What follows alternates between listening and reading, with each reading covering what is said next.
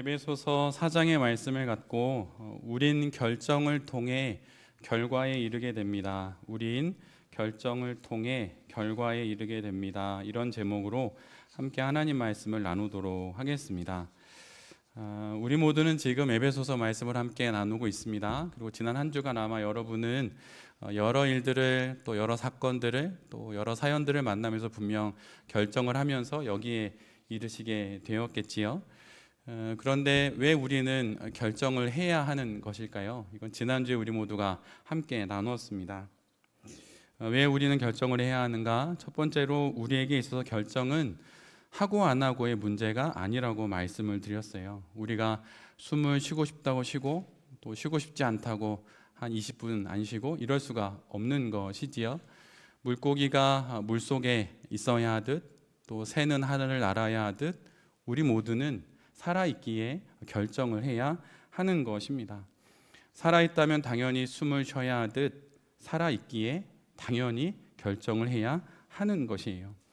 그래서 왜 결정해야 하는가라고 하는 질문은 이렇게 오히려 바꿔야 합니다. 왜 우리는 결정할 수밖에 없는가? 그 답은 이미 앞에서 말씀드린 것처럼 살아있기 때문입니다. 죽어있는 사람은 결정할 필요가 없습니다. 그러나 우리는 살아있기에 결정을 할 수밖에 없는 것이에요. 이쪽이든 저쪽이든 아니면 결정을 하지 않든 이러한 결정으로라도 우리는 무엇인가 반드시 결정을 함으로 인생을 살아갈 수밖에 없습니다. 먹어야 살듯이 결정해야 살아갈 수 있는 것이에요. 두 번째는 성도가 결정을 해야 하는 이유는 우리는 또 모든 사람은 결정을 통해서만이 존엄한 인생을 살아갈 수 있기 때문입니다. 이단과 사입이 무속에 빠진 사람들의 특징이 있습니다. 100% 그들이 공유하고 있는 특징인데 그것은 바로 그들은 스스로 결정하지 않는다는 것이에요. 자기 인생의 결정을 이단의 교주에게 위임합니다. 이단과 무속 사이비는 이를 조장하기도 하고 결국은 자기 존엄이 사라진 존재가 되어서 살아가게 만드는 것이죠. 그러기에 성도는 존귀하신 하나님 앞에서 존엄하게 살아가는 존재이기에 반드시 스스로 결정해야 하는 것입니다. 성경을 보면 특별히 신약 성경을 보면 존엄을 빼앗긴 이들이 나옵니다. 대표적으로 귀신 들린 사람들이지요.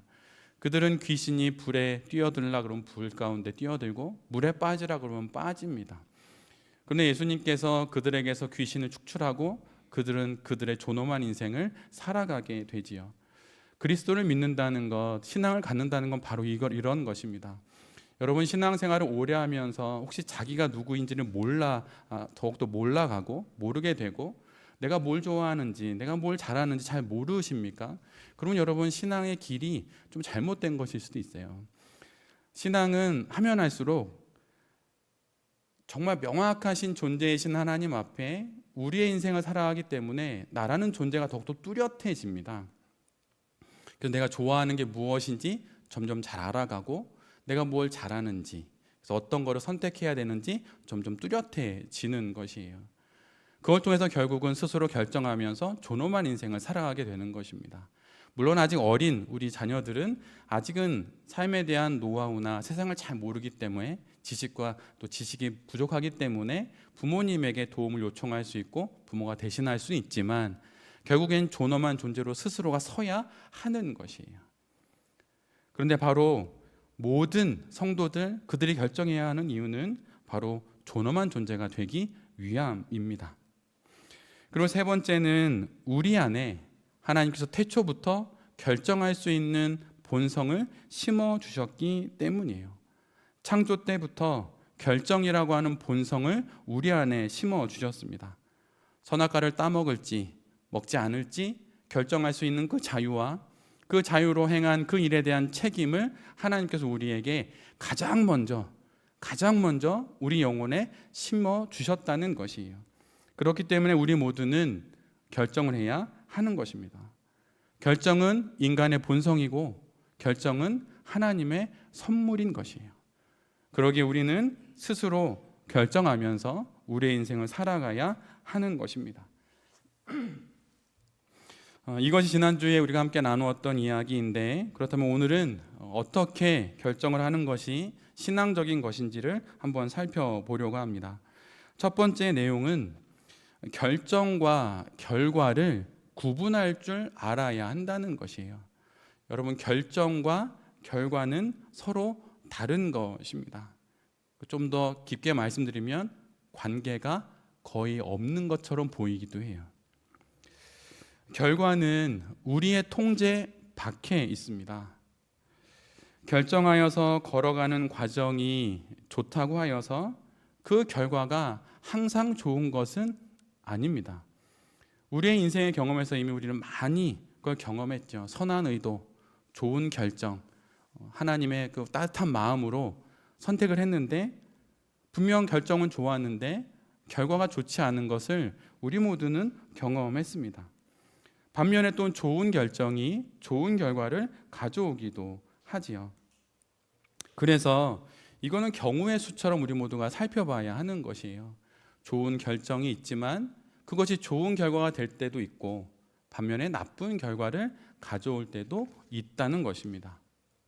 그리고 반면에 나쁜 결정을 했는데 그 모양 그대로 나쁜 결과에 이를 때도 있고 반면에 전화위복, 세옹지마 이 말처럼 나쁜 결정을 했는데 좋은 결과를 불러올 수도 있는 것입니다. 여러분, 그럼 마치 복불복 같은 이런 인생에서 우리는 어떻게 신앙생활을 하면서 살아가야 할까요? 그런데 이것을 통해서 우리 모두가 기억해야 하는 것은 결과와 그 결정을 구분할 줄 알아야 한다는 것입니다. 결정은 우리의 몫이고 결과는 하나님의 몫입니다. 사실 저는 성경을 묵상하면서 특별히 돌베이 교회에 오고 나서 2번 정도 처음부터 끝까지 완전히 묵상한 말씀이 몇 개 있는데 그 중에서 저에게 가장 많이 은혜가 되었던 건 사실 욥기입니다.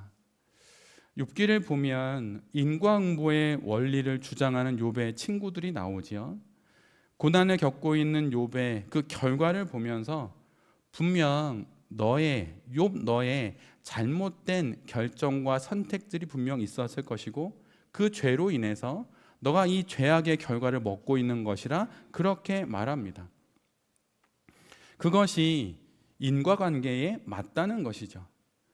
근데 여러분, 욥기의 가장 앞에 하나님께서 명확하게 말씀해 주시는 것이 있어요. 중간엔 등장하지 않으시다가 맨 끝에 또 등장하시는데 가장 처음에 하시는 말씀이 무엇이냐면 욥은 의로운 사람이라는 것이에요.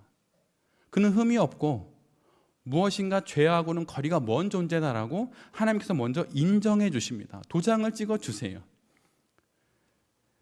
그런데 그렇게 진행되었던 욥의 인생이 수많은 고난을 겪습니다. 상상을 초월하는 일들을 정말 그의 인생에서 겪게 돼요. 모든 걸 빼앗기고 생명보다 귀한 자녀까지 잃게 됩니다. 그런데 그렇게 진행되던 욥기는 결국 그 끝에 가서 욥의 고백으로 끝나게 되지요.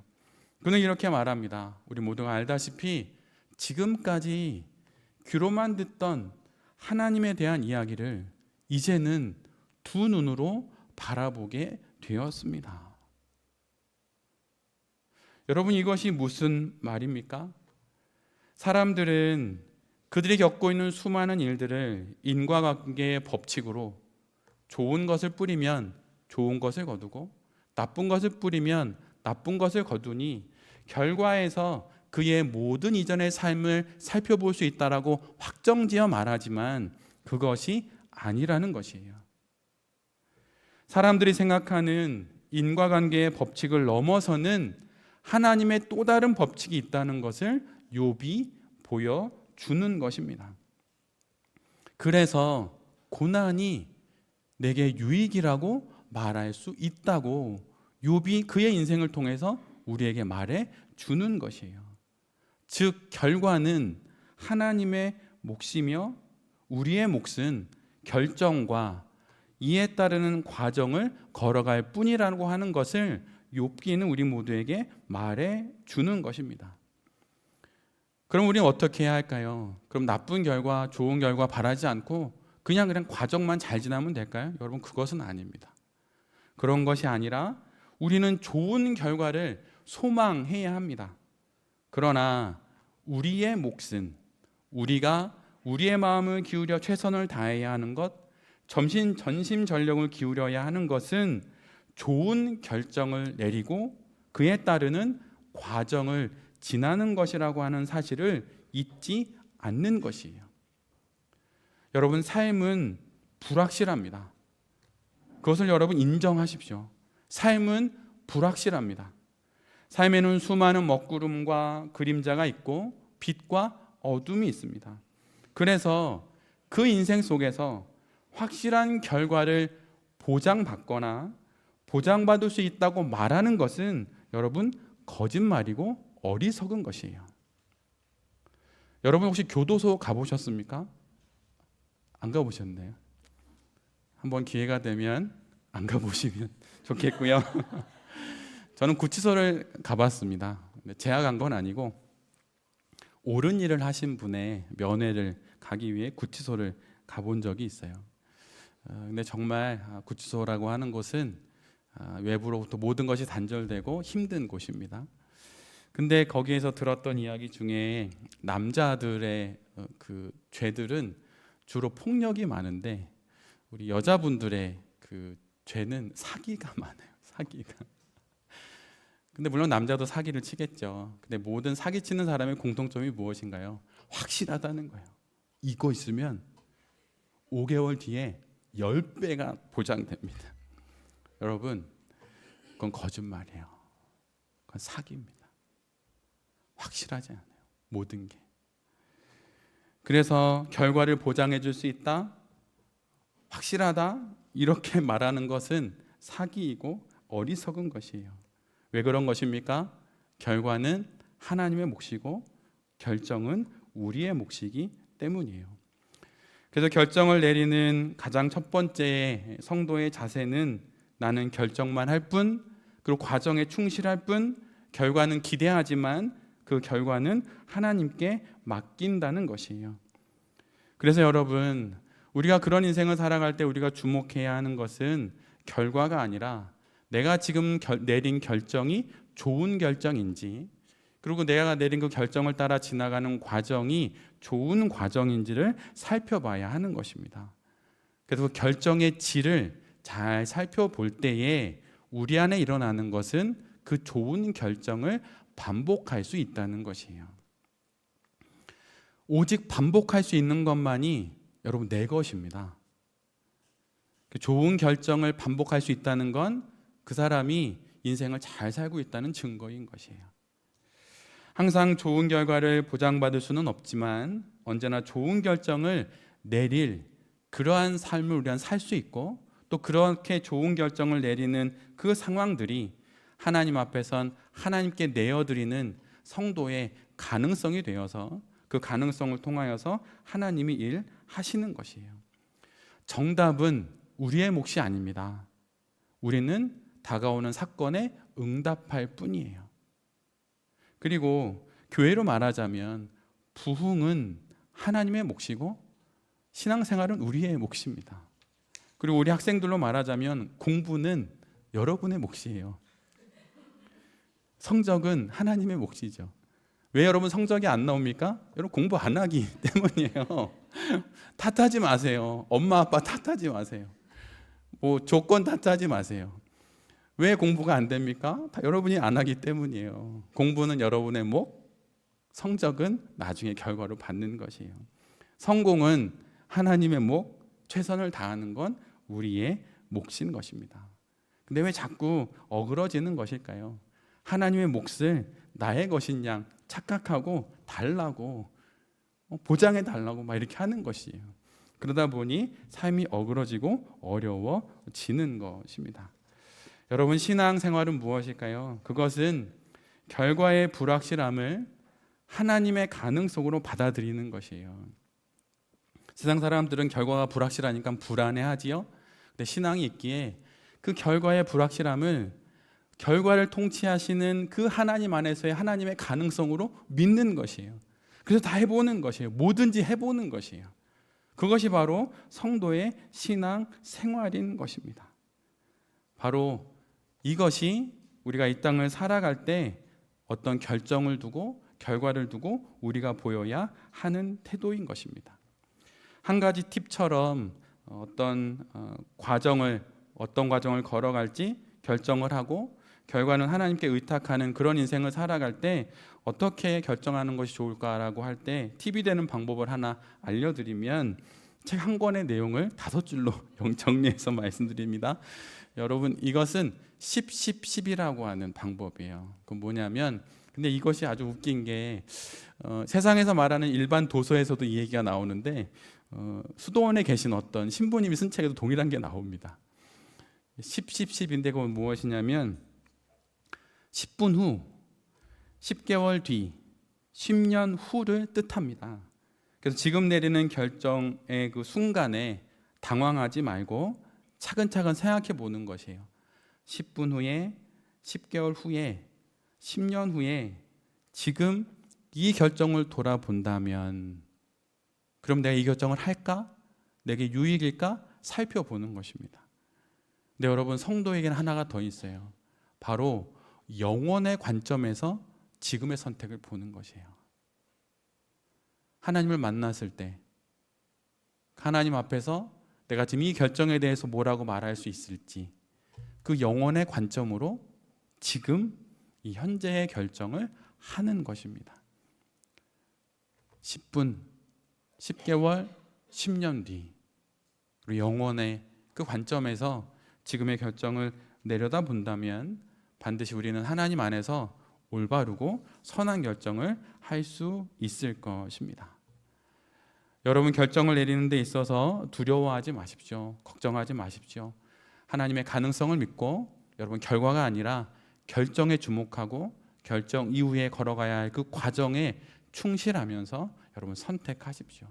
그럴 때 하나님께서 반드시 우리에게 놀라운 일을 이루어 주실 것입니다. 두 번째는 결정하는 데 있어서 결정의 시스템을 만들라는 것이에요. 여러분, 한번 예수님의 삶을 보십시오. 예수님도 우리와 같이 이 땅의 삶을 살아가시면서 많은 선택의 기로에 서셨습니다. 그리고 또한 결정을 하셨지요. 사탄의 시험 앞에서도 사탄의 시험을 받아들일지 아니면 거부할지 결정하셔야 했고, 제자들을 부르실 때도 이 사람을 부를지 부르지 않을지 결정하셔야 했습니다. 그리고 십자가를 질 것인지 지지 않을 것인지 결정하셔야 했습니다. 그런데 예수님은 늘 언제나 옳은 결정을 하셨죠. 최선의 선택을 하셨습니다. 어떻게 그렇게 하실 수 있으셨을까요? 그것은 예수님께는 결정하는 메커니즘이 이미 준비되어 있었기 때문입니다. 사탄이 시험할 때 예수님은 어떻게 하지? 고민하지 않으셨어요. 사탄이 시험할 때 예수님은 당황하지 않으시고 말씀으로 대응하셔서 결정하셨습니다. 십자가 길을 걸어가시기로 결정하실 때에도 겟세마네 동산에서 기도를 통해 결정하셨습니다. 성경을 보면, 복음서를 보면 늘 예수님은 새벽 미명에 홀로 모든 사역을 마치시고 늦은 밤에 한적한 곳에 홀로 가셔서 그곳에서 하나님과 대화를 나누셨어요. 결정할 내용이 막상 들이닥치면 그때 가서야 부랴부랴 결정하는 방식을 고르셨던 것이 아닙니다. 결정할 내용이 생기면 미리 준비해 놓은, 세팅해 놓은 결정의 시스템을 따라 차근차근 하나 둘 그 결정의 과정들을 걸어가면서 마침내 최종 결론에 이르게 되셨다는 것이에요. 결정하는 과정을 미리 잘 세팅해 놓는 것, 그것이 우리가 신실한 결정을 하면서 인생을 살아가는 길입니다. 결정을 잘 내리기 위해서는 그래서 익숙한 어떤 루틴이 있어야 하고 습관이 있어야 합니다. 여러분, 어떻게 결정하시나요? 누구를 만날지, 이것을 살지 말지, 통장의 잔고를 확인하면서 사거나 안 사거나 막 이렇게 하십니까? 그거 위에 이 사람을 왜 만날지 만나지 않을지, 이곳을 갈지 안 갈지, 여러분 그것을 선택하실 때 어떤 과정을 지나면서 선택하시나요? 만약 그러한 어떤 시스템이나 어떤 순서가 없다면 여러분 오늘 주시는 하나님의 말씀을 듣고 그 순서를 만드십시오. 결정할 내용이 오면 1번 이렇게 하겠다, 2번 이렇게 하겠다, 3번 이렇게 하겠다, 4번, 5번, 그래서 마지막 6번째 단계에서 결정하겠다, 이렇게 말해야 하는 것이에요. 결정을 내리기 위해선 일정한 틀이 반드시 필요합니다. 그런 틀이 없고 기준이 없고 순서가 없으면 임시방편으로 그때그때 기분에 따라 막 결정하게 되는 것이에요. 그럼 어떻게 됩니까? 반드시 잘못된 결정을 내릴 수밖에 없는 것입니다.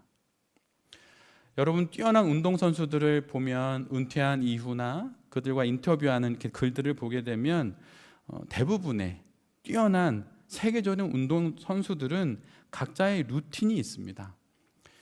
가장 유명한 선수는 테니스 선수 중에 나달이라고 하는 선수가 있죠.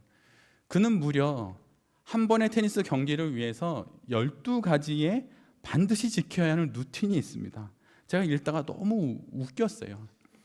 몇 가지만 소개해드리면, 경기가 딱 시작되면 경기 45분 전에 정확히 찬물을 켜고 샤워를 합니다.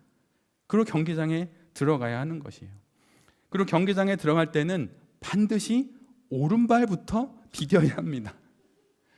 그리고 목이 말라도 반드시 에너지 드링크 먼저 마시고 그 다음에 물을 마셔야 해요. 그리고 음료수 병은 항상 상표가 코트 쪽을 바라볼 수 있도록 이렇게 돌려서 세워야 합니다. 그리고 일렬로 배치해 두어야 해요. 그리고 양말의 길이는 똑같이 그 높이가 맞아야 해요. 이거 외에 7가지가 더 있습니다. 정말 대단하지요? 그런데 여러분, 왜 테니스 공만 잘 넘기고 발리 잘하고 서브 잘하면 되는데 왜 이런 루틴을 하는 것입니까? 왜 그런 것인가요? 좋은 성적을 얻고 싶기 때문이에요. 좋은 결과를 얻기 위해 이 모든 과정을 지나는 것입니다. 좀 지나쳐 보이지 않으십니까? 그럴 수 있어요. 그러나 이런 루틴과 이런 일정한 틀을 갖고 있고 따라 산다는 것은 그가 그의 인생을 매우 능동적으로 적극적으로 스스로 결정하면서 삶을 살아가고 있다는 증거이기도 한 것입니다. 다른 사람의 지시가 아니라 자신의 뜻과 의지에 따라 살아가겠다는 결정이고, 좋은 결과를 얻고 싶다는 마음이 결국 이런 과정을 스스로 결정해서 지나가게 하는 것이에요. 여러분, 루틴이 있으십니까? 하루가 시작되고 점심이 지나 저녁이 되어 하루를 마무리하는 그 밤까지 여러분이 지나가고 있는 그 하루의 시간 속에 루틴이 있으신가요? 저는 자유한 사람이라 루틴 없이 살아도 저는 신실하게 살아갈 수 있습니다. 여러분, 그렇지 않아요. 만약 그렇다면 수도원에 무슨 3종 기도가 있고 수도원에 무슨 예배가 정기적으로 있겠습니까? 그분들만큼 거룩하지도 않은 우리보다 훨씬 거룩한 분들인데 말이에요. 그래서 여러분, 루틴이 있어야 하는 것이에요. 하나님 앞에 정말 신실하게 살아가고 싶다면 그 루틴을 갖고 우리가 우리의 인생을 걸어가야 하는 것입니다. 그럼 그 루틴이 무엇일까요? 우리에게는 결정을 내리기 위한 일정한 루틴, 바로 기도가 있습니다. 기도는 결정을 내리는 데 있어서 매우 좋은 은혜의 방편이에요. 저는 그랬습니다. 저의 지난 20대 후반부터 50이 넘은 지금까지 저의 인생에 있어서 가장 결정적인, 언제나 그 결정들은 기도 가운데 하게 되었고, 그리고 기도 가운데 얻게 된 그 마음으로 아주 과감하게 모든 결정을 하게 되었어요. 물론 결정을 내려야 할 상황에서 기도만 한다고 해서 하나님이 결정을 대신 내려주시는 것은 결코 아닙니다. 우리가 어떤 결정을 내려야 하는지 하나님께서 명확하게 말씀으로 돌베 교회 가거라 이렇게 말씀하지 않으신다는 거예요. 그렇게 말씀하지 않으십니다. 저도 하나님의 음성을 들은 적이 있어요. 본 적도 있어요. 인생에 2번입니다. 그거면 됐지. 뭐 얼마나 많이 보고 들어야 할까요? 하나님은 결코 우리의 기도 가운데 명확하게 마치 사람이 사람에게 이야기하듯이 그렇게 들려주는 경우는 거의 없습니다. 매일 일주일에 한 번씩 그런 얘기를 들으면 거의 환청이에요. 그건 저보다 훨씬 영성이 깊은 기도를 가르쳐 주시는 교수님이 알려주셨어요. 성도들이 와서 대부분 이야기하는 꿈 얘기는 한마디로 개꿈이다. 소용없는 거다. 근데 정말 그렇습니다.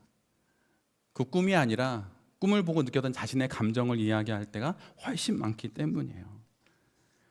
그러나 우리가 그럼에도 불구하고 기도해야 하는 이유는 무엇입니까? 특별한 경우를 제외하곤 하나님께서 특별하게 평생에 100년에 2번 정도 말씀해 주시지만 일반적인 경우에는 우리는 기도 안에서 하나님의 직접한 응답을 듣지는 못하지만 그 기도 가운데 하나님 앞에서 여러 결정들을 살펴보게 되고 그 결정들이 가져올 여러 가능성들을 발견하게 됩니다. 하나님 앞에서 기도하면서 말이죠. 하나님 앞에서 여러 가능성을 확인해 보는 것이에요. 그리고 이런 결정이 무엇에 관한 것인지 또 어떤 선택을 하고 싶은지 나의 마음은 어떤 것에 끌리는지 그것을 다 살펴보는 것입니다. 그래서 이것을 통하여서 하나님께 설명 좀 해달라고 묻고 기다리는 것이에요. 그래서 이것을 통하여 결국은 결정에 이르게 되는 것입니다. 그리고 결정에 이르게 되었을 때 그 결정이 좋은 결정인지 나쁜 결정인지 우리가 확인해 볼 수 있는 내면의 정서가 있는데 그것은 크게 4가지입니다. 첫 번째는 평안이에요. 그 결정을 했을 때 우리 안에 평안이 찾아오면 그것은 하나님의 뜻일 가능성이 많습니다. 2번째는 자유함입니다. 그 결정을 했는데 오히려 더 내가 정서적으로 감정적으로 더 이렇게 무결쌈을 당하는 것 같으면 여러분 그건 하나님의 뜻이 아닐 수 있어요. 여러분 순교하는 사람들이 대단한 결의로 순교하는 게 아닙니다. 그냥 하루를 살았고 내일이 되었는데 그 자리가 순교의 자리가 되었을 뿐이에요. 그래서 스데반처럼 평안한 얼굴로 죽음을 자유함 가운데 맞이하는 것입니다. 억지로 죽지 않아요. 평안함, 자유함. 그리고 또한 그 선택을 하게 되면 내면으로부터 올라오는 활력이 있어요. 생명의 기운, 생기가 넘친다는 것이에요. 여러분 무속과 미신과 점집을 돌아다니는 사람들을 만나보신 적 있습니까? 여러분 그들을 오래 만나면 알게 되는 게 있어요. 여러분 어둡습니다. 정말 그래요. 어둡습니다. 아무리 생기 있게 말해도 여러분 만나보면 알아요. 저는 그런 사람을 만날 때가 있지 않습니까? 목회자니까 다양한 사람이 옵니다. 근데 여러분 완전 달라요. 우리 현정자매님처럼 막 생기가 착착착 돌아야 되는데 우울하고 말은 하지 않지만 다음에 만나고 싶지 않은 마음이 들어요. 그래서 평안하고 자유하고 활력이 넘칩니다. 그리고 마지막에는 사랑의 마음이 가득 차올라요. 그래서 모든 것도 다 감당할 수 있게 되는 것입니다. 바로 이런 결정의 시스템을 통해서 결국엔 이런 과정에 이르게 되는 것이에요. 여러분 말씀으로 기도로 또 그 이외에 거룩한 수단과 방편을 통하여서 결정의 시스템을 잘 구축하십시오. 3번째는 이건 매우 중요합니다. 여러분 신뢰할 만한 지체들에게 조언을 구해야 하는 것이에요. WWJD What would Jesus do? 예수님이라면 어떻게 하셨을까? 이런 질문을 통해서 우리는 거룩한 결정을 할 수 있습니다. 근데 이것이 우리가 조언을 구할 때 가장 먼저 예수님께 조언을 구할 수 있습니다. 그래서 조언을 구한다는 것은 우리처럼 현존하는 존재에게만 조언을 구할 수 있는 건 아니에요. 지금도 살아계신 우리 예수 그리스도에게 조언을 구할 수도 있고 때로는 2000년 전 사도 바울이라면 이 선택을 어떻게 했을까? 모세라면 이 공동체를 어떻게 이끌어 갔을까? 사도 바울이라면 아니면 아브라함이라면 솔로몬이라면 다윗이라면 이렇게 질문을 해보는 것입니다. 그래서 믿음의 선인들에게 조언을 구하는 것이에요. 그리고 또 하나는 우리처럼 신뢰할 만한 믿음의 사람들과 그 공동체에게 조언을 구하는 것입니다. 결정의 도움을 받는 것이에요. 근데 여러분, 그 대상을 선택할 때 여러분 주의해야 할 것이 있어요. 이것이 제가 상담하는 기준이기도 합니다. 그것은 무엇이냐면, 첫 번째로 여러분, 오래 만났던 사람들 중에 조언을 구해야 합니다. 오래 본 사람. 금쪽이들의 어머니라고 해야 될까요? 오은영 박사님이 있죠. 근데 오은영 박사님이 해주셨던 좋은 상담가의, 괜찮습니다. 괜찮아요. 좋은 상담가의 조건이 있어요. 그것은 무엇이냐면, 알지 못하는 사람은 상담하지 않는다는 것이에요. 왜냐하면 불확실한 사람, 그 사람이 어떻게 살아왔는지 그 삶의 여정을 모르기에 좋은 조언을 해줄 수가 없습니다. 그래서 알지 못하는 불특정의 사람이 조언을 구할 때 조언하지 않아요. 저도 그렇습니다. 그래서 저는 우리 교회 성도님들, 아니면 저랑 신앙여정을 걸어오신 분들을 주로 이렇게 만나고 어쩔 수 없이 그분들 통해서 이렇게 소개받는 경우는 합니다. 그 사람을 믿기 때문이 아니라 소개해 주시는 그분을 믿기 때문이에요. 저를 신뢰하기에 그분을 믿고 처음 만나는 분도 만나는 경우들이 여러 번 있었어요. 그러나 중요한 건 불특정한 사람을 만나지 않는다는 것이에요. 그래서 조언을 구하는 사람도 잘 모르는 사람에게 구해서는 안 되는 거예요. 두 번째, 오은영 박사가 이야기하는 것은 객관적이면서 중립적인 위치를 계속 일관되게 유지해야 한다는 것입니다. 그래서 만약에 4시부터 5시까지 1시간 상담하기로 했는데 상담자가 4시, 내담자가 4시 반에 왔으면 30분만 하고 5시에 마치라는 것이에요. 왜 그런 것입니까? 그 기준이 서로가 지켜야 할 선이 되기 때문에 서로가 넘어가지 않고 그걸 통해서 상담이 잘 지속된다는 것이에요. 그래서 여러분이 누군가 조언자를 구할 때 그러한 성품이 있는 사람을 만나야 합니다. 다 들어주는 사람, 그 사람이 좋은 상담이 아니에요. 좋은 조언자가 아니에요. 그리고 오은영 박사님의 그 얘기를 하나 더 마지막으로 하면, 상담하거나 치료하면서 개인적인 컨택을 하지 않는 것입니다. 정신과 의사 중에 정신 상담하다가 다 그런 건 아닙니다. 아니면 상담가 중에 상담하다가 잘못된 일을 저지르는 경우가 있어요. 왜 그런 것입니까? 상담을 떠나 개인적인 만남을 갖기 때문입니다. 저도 개인적인 만남을 갖지는 않아요. 이것이 우리가 조언자를 선택할 때 가져야 하는 태도입니다. 그런데 이걸 보면서 우리가 확인해야 되는 건, 내가 되고 싶은 삶을 살아가고 있는 사람에게 조언을 구해야 하는 것이에요. 그리고 담대한 결정의 경험이 있는 사람, 사려 깊은 삶을 살아가고 있는 사람, 진실을 말해줄 수 있는 사람, 그리고 지혜로워 보이는 사람, 그런 사람에게 찾아가 신뢰할 만한 믿음의 공동체에서 사람들에게 물어보는 것입니다. 근데 여러분, 여기서 중요한 것이 하나 있어요. 결정에 있어서 믿음의 공동체에 여러분 물어보셔야 합니다. 반드시 꼭 물어보세요. 우리 특별히 돌베교회 안에 있으면 여러분 반드시 물어보셔요. 결정하지 못하겠으면. 그런데 물어볼 때 본인이 반드시 기억해야 할 것이 있어요. 조언을 구하되 선택을 대신해 주려는 사람은 멀리해야 합니다. 제가 교회 안에서 신앙 인생 가운데 아주 많이 봤습니다. 목사님이 말하면 그게 다 정답인 줄 알아요. 사모님이 말하면 그것이 다 정답인 줄 압니다. 조언과 자문을 구하는 것은 좋지만 선택까지 대신해 주려는 사람을 피해야 하고, 선택을 대신해 달라고 말해서도 안 되는 것이에요. 그런데 미숙한 조언자는 자신의 의견을 내담자가 받아들이도록 교묘하게 강제하거나 아니면 강요합니다. 그리고 영혼이 뿌리가 깊지 못한 사람은 그런 조언자를 찾아다녀요. 결정을 대신해 주기를. 근데 여러분, 영적 지도나 상담의 궁극적인 목적이 무엇입니까?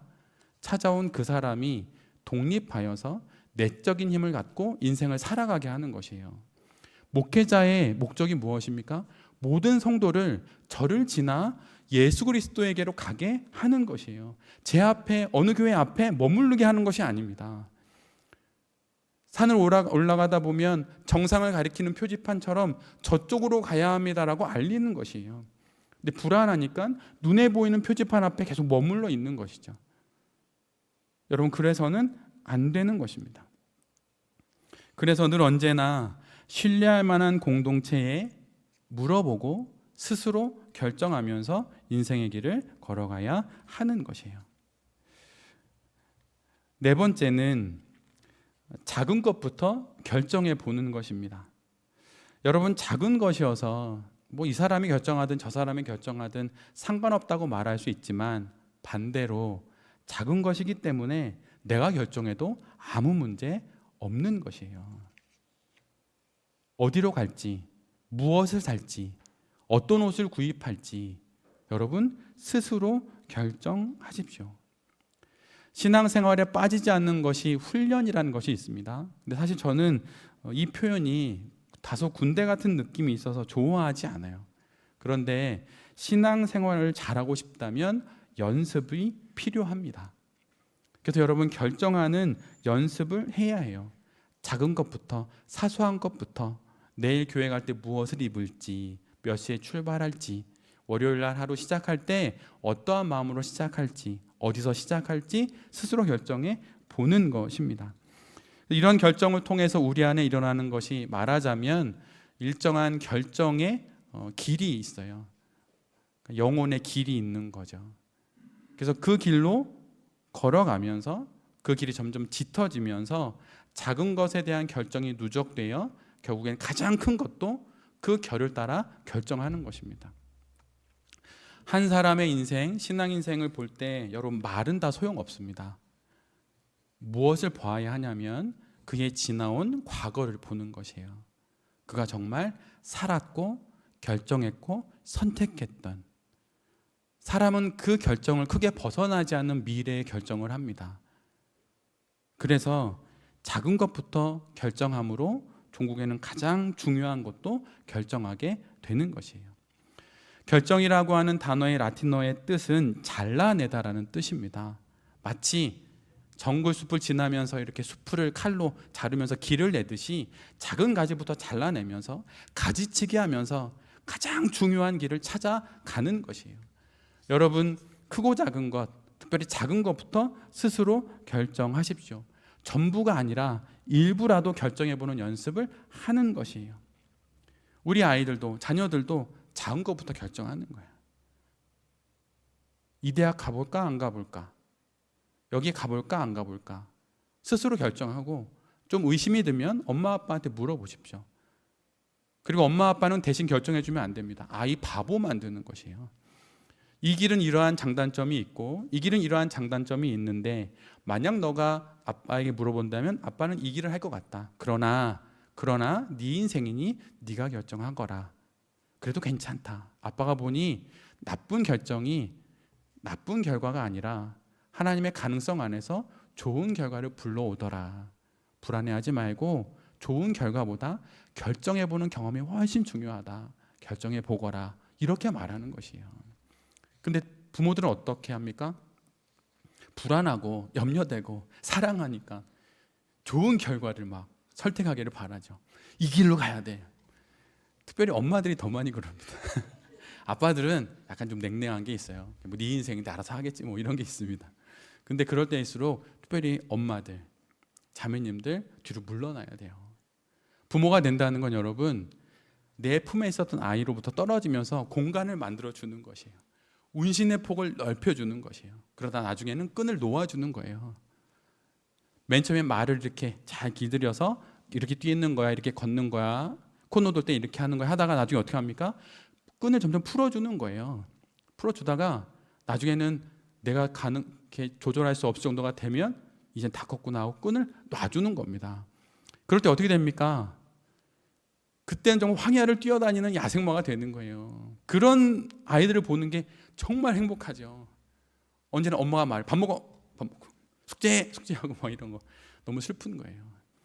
그래서 여러분, 불안해하지 말고 여유를 갖고 뒤로 물러나십시오. 내가 물러난 그 자리를 하나님이 그분의 가능성으로 다 채우십니다. 그분이 일하십니다. 그리고 우리 자녀들은 스스로 결정해요. 작은 것부터, 아주 작은 것부터. 여러분, 알코올 중독자 그 모임이 사실은 신앙적인 그 지혜들이 되게 많습니다. 근데 알코올 중독자의 최종적인 목적은 술을 평생 끊는 것이죠. 근데 그 훈련을 하는 과정에서는 하루만 끊어보라고 해요. 하루 꿈꾸면 엄청 응원해 줍니다. 그리고 1시간만 끊어보라고 해요. 엄청 응원해 줘요. 근데 그 1시간 술 끊는 게 반나절이 되고 반나절이 하루가 되고 그러다가 평생을 끊는 것이에요. 선택과 결정도 마찬가지입니다. 작은 것부터 결정하면 결국 그렇게 됩니다. 여러분 오늘 점심 뭐 드실 거예요? 샌드위치 먹을 건데 우리 평소에 이렇게 생활하실 때 여러분 뭐 드십니까? 점심에 옆에 사람이 비빔밥 그래 비빔밥 먹자 그러지 마세요. 그 조사에 의하면 한 사람이 하루에 결정하는 게 35,000개랍니다. 정말 많지요. 근데 의식 중에 또 무의식 중에 다 결정하는 거예요. 왔다 갔다 하면서 결정합니다. 근데 여러분 그 중에서 가장 많은 것 중에 하나가 뭔지 아세요? 뭘 먹을지 결정하는 게 200개입니다. 200개. 뭘 먹을지, 누구와 먹을지, 언제 먹을지 그거 다 결정하는 거예요. 근데 여러분 짬뽕 먹는 거랑 짜장 먹는 거랑 크게 상관없잖아요. 인생에. 그러니까 여러분이 결정하세요. 네, 여러분이. 그 작은 결정이 누적되어서 큰 결정을 이루게 되는 거예요. 그 결정의 연습이 우리 모두에게 있기를 간절히 바랍니다. 5번째는 여러분 어떤 결정을 내릴 때 그 결정의 그 상황과 관련된 사람들을 살피기 이전에 자기 자신을 잘 성찰하십시오. 자기 자신을 잘 들여다보는 사람은 주변을 잘 돌아볼 수 있습니다. 근데 주변만 자꾸 돌아보면 주변은 언제든지 계속 바뀌기 때문에 결국은 선택을 못해요. 그러니까 자기를 잘 들여다보는 사람이 결국은 잘 돌아보면서 사건과 사연에 연관된 여러 상황들을 분석하고 또 사람들의 여러 가지 모습들을 보면서 결정을 할 수 있는 것이에요. 근데 여러분 사람들의 많은 영혼의 시선은 안으로 있기보다는 밖을 향하고 있습니다. 서로 다 밖을 쳐다봐요. 그러다 보니 결국에는 서로의 욕망만을 나의 욕망으로 삼다가 결국 인생을 망치게 되는 것이에요. 지금 기억으로는 느네 지라르라고 하는 철학자로 기억하는데 모든 사람들의 욕망은 타인의 욕망을 욕망한다 이런 말이 있어요. 내가 입고 싶은 옷은 빨간색인데 요즘 트렌드가 노란색이면 노란색 싫어하지만 노란색을 입는 것이에요. 왜요? 그들의 욕망이 좋아 보이니까. 자신의 욕망을 모르는 상태에서 주변의 욕망을 나의 욕망으로 받아들여 살아가면 어떻게 됩니까? 이 땅에 오직 유일한 존재인 원본으로 오리지널로 살아가라고 우리를 보내주셨는데 끊임없는 카피본으로 인생을 사는 것이에요. 그러다가 좋은 대학 나오면 사람들이 날 존경해 줄 줄 알고 다 날 좋아해 줄 줄 알았는데 그것도 아닌 것이에요. 그런 게 아니었구나. 잘못 살았네. 이렇게 되는 겁니다. 타인의 욕망을 욕망하는 게 아니고 하나님 안에서 내가 가져야 할 마땅한 나의 욕망 다 다릅니다. 나의 욕망을 욕망하면서 결정하며 인생을 살아가게 되는 것이에요. 우리 청소년 아이들도 내가 뭘 좋아하는지를 알아야 해요. 그럼 그거 어떻게 합니까? 선택해 봐야 되는 것이에요. 여러분 잠깐 제 이 말씀을 드릴게요. 저한테 이성교제를 물어보는 친구들이 가끔 있어요. 이성교제 어떻게 해야 됩니까? 많이 만나봐야 해요. 그리고 그 안에서 어떻게 여러분 그게 또 이게 있어요. 얼마나 많이 만나야 사랑을 알겠습니까? 근데 중요한 건 어떤 사람이 좋은 사람인지를 아는 게 아니라 내가 어떤 사람을 좋아하는지를 알아가는 것이에요. 그래서 공동체 안에서 해주 잘 들어. 공동체 안에서 여러 지체들, 형제들이겠죠. 우리 해주는 자매니까 여러 형제들을 교제하지 않고 이렇게 살펴 공동체 생활을 해보는 것이에요. 그런데 저 형제는 이런 모습이 참 매력적인데 요건 안 좋다. 그럼 난 이런 사람을 좋아하는구나 하고 이 부분을 취하는 겁니다. 그리고 저 사람을 봤더니 이 부분은 안 좋은데 요게 좋구나 하고 세모를 취하는 것이에요. 그러면서 1대1 교제가 아니라 공동체 안에서 넓은 이렇게 교류를 가지면서 난 요런 사람, 요런 성품, 요러한 거에서 난 요런 사람을 좋아하는구나라는 기준을 갖고 소개팅을 나가는 거야. 많이 만난다고 좋은 사람을 만나는 게 아니에요. 100번을 교제해봐. 딱 맞는 사람 나오나. 그게 아니라 결정의 시스템. 해주야. 결정의 시스템. 나는 이런 남자를 좋아하고 아무리 잘생겨도 이런 건 싫어하는구나 라고 하면서 그런 사람을 이렇게 알아가는 겁니다. 형제들도 마찬가지로 자매를 볼 때 그런 게 쭉 모여서 나중에 어떻게 됩니까?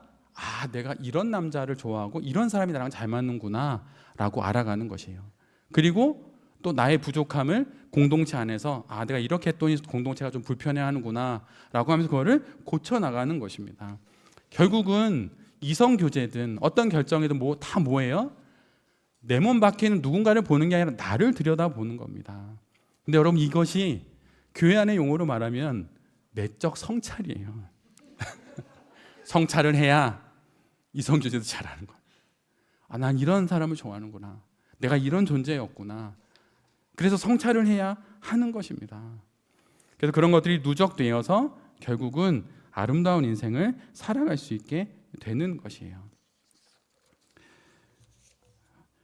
여섯 번째 내용을 말씀드리면 이제 짧게 제목만 17장을 썼는데 다 못할 것 같아요.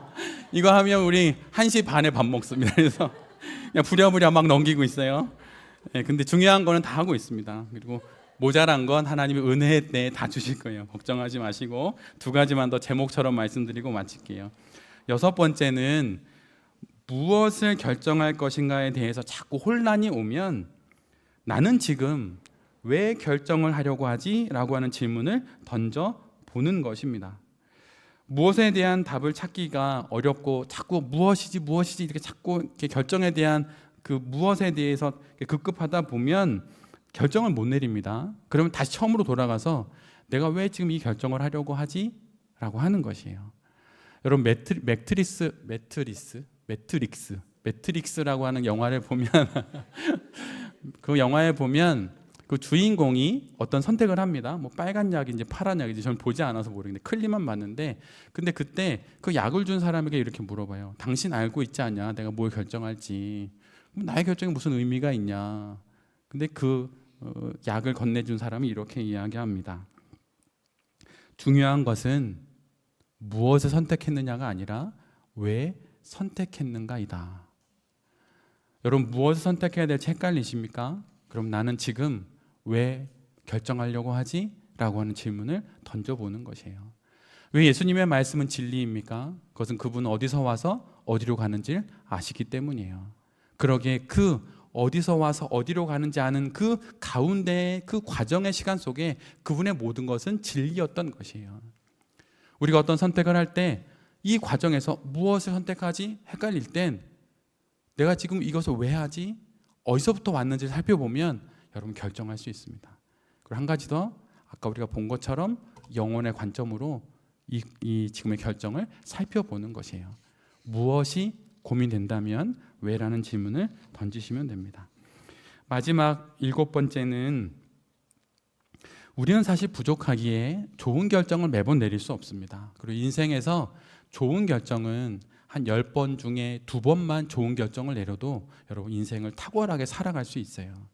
그런데 좋은 결정을 내리는 것보다 더 중요한 것은 일단 내린 결정이 있다면 그것을 좋은 결정으로 만드는 것입니다. 제가 신앙생활을 하면서 목회자로 살아가면서 교회에서 하는 프로그램 중에 이것은 정말 없애버리고 싶다라고 여기는 게 하나 있어요. 그것은 무엇이냐면 강평회입니다. 전 중고등부 때부터 강평회라는 걸 했어요. 프로그램을 마치면 선교를 갔다 오면 마지막 순서로 돌아와서 교회에서 강평회를 합니다. 근데 여러분, 강평회를 하면 어떻게 되는지 아십니까? 좋은 거 말하지 않아요. 다 나쁜 거 이야기합니다. 그때 음식이 부족했다. 이 물품이 부족해서 우리가 성경학교를 제대로 못했다. 그래서 저는 강평회를 하지 않습니다. 맨 마지막 시간엔 함께 모여서 맛있는 거 먹고 수고했다고, 애썼다고, 너무 고맙다고, 그때 이렇게 도와줘서 고맙다고, 그때 요거 챙겨줘서 우리가 정말 선교 잘 마치고 왔다고 이렇게 합니다. 그리고 그 모임의 마무리쯤에 가면 여러분이 이번 선교를 보고 느끼셨던 부족한 부분이 있다면 페이퍼로 문서로 작성해서 저에게 보내주십시오. 이렇게 말씀드리고 문서로 받습니다. 그래서 그 보완될 내용을 잊어버리지 않도록 잘 요약해서 또 정리하면서 요약이 되거든요. 그래서 가지고 달라고 말씀드리고 그거를 잘 정리한 이후에 다음번 선교를 떠나기 이전에 그 강평의 자료를 다시 살펴보면서 부족한 것을 채워서 그 다음번 선교를 준비합니다. 의외로 특별히 우리가 사는 이 동양 사회는 잘못한 것, 못한 것, 부족한 것, 실수한 것에 엄청 집중하는 사회입니다. 그 영혼의 시선을 돌려야 하는 것이에요. 좋은 결정을 못할 수 있습니다. 근데 여러분, 하나님의 가능성을 믿고 내가 선택한 그 결정을 이제는 좋게 만들어야 하는 것이에요. 그것을 통하여서 우리는 결국 결정을 통하여서 가장 좋은 결과에 이르게 되는 것입니다. 결정은 우리의 몫, 결과는 하나님의 몫입니다. 여러분, 두려워하지 말고 모든 걸 결정하십시오. 할 수 있는 모든 것, 무엇을 입을지, 누구를 만날지, 어디에 갈지, 그 모든 것을 스스로 결정하십시오. 그럴 때 우리의 신앙은 더욱더 깊어질 것이고 그 작은 선택들이 모여 결국엔 아름다운 결과를 하나님 안에서 우리 모두가 맞이하게 될 것입니다. 우리는 결과를 책임질 수 없습니다. 모릅니다. 우리는 오직 결정을 통해 결과에 이를 뿐입니다. 돌베 교회 모든 성도님들이 작은 것부터 큰 것까지 그리고 영원한 생명까지 스스로 결정함으로 가장 아름다운 인생을 살아가는 귀한 인생들이 될 수 있기를 간절히 기도드립니다. 아멘.